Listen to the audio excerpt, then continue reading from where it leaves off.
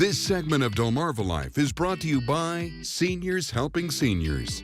Staying relevant after retirement. If you are in your golden years, that's probably a sentiment that makes a lot of sense to you, right? If you're not, we're going to help you understand, and we're going to help you get ready. And here to help us help you is Amy McDermott. She's the Director of Seniors Helping Seniors. Good to see you. Thank you for joining us today. Thanks, Jimmy. Wonderful to have you. So, okay, help me out with this. Staying relevant after retirement. I never thought of it like that. So help me with that train of thought. Okay, well, there's some little things. You want to be a hip granny or you want to be an old lady granny? You need to make a decision, because I want to be a hip granny, which means I need to think about how I dress. I'm not a fancy dresser. I never, ever wore lipstick in my life.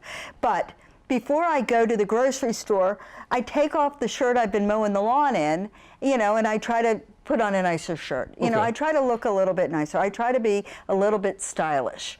There are inexpensive stores you can go to that help you stay not crazy trendy, but you can stay in touch. In touch. So that, learn something about electronics. My God, smartphones have been out for 20 years, 20-something years. Start by learning how to use your remote control.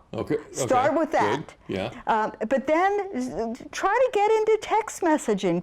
That's how people communicate these days. I'm not saying don't call your kids, but they'd be thrilled to get a text once in a while to say, here, you're okay and what you're up to. So adopt some technology in your life. Let me ask you this real quick. What about driving? Because some of us, as we get older, we either can't drive anymore or we shouldn't drive anymore. What? Right. Well, and so if we shouldn't be driving, let's accept it and not be one of those little old ladies out there with the free black glasses they get from their eye exam. If you shouldn't be driving, don't drive. Get some help driving. Just deal with it. Deal with it. Use your independence by scheduling a companion from a company like mine, or carpooling with people. You pay the gas. There are ways to get around without endangering life on the roads. You just said something that to me is really important, getting around. How should we spend our time? What should we? We should be being active. We should not be sitting in front of the television all day. I don't mean to say you can't have a TV day, because of course you can. But what you shouldn't be doing is living in front of the TV. You should be doing things.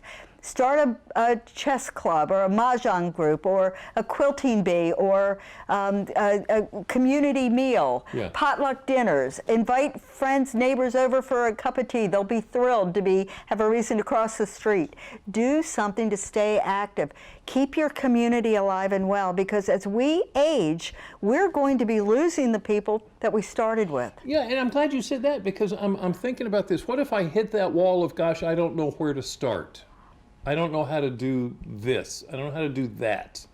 Can I? Yeah, start by volunteering then, because there's always somebody who's worse off than you are. So you can start by contacting your church office and saying, I've got time on my hands. You can start by calling a food pantry.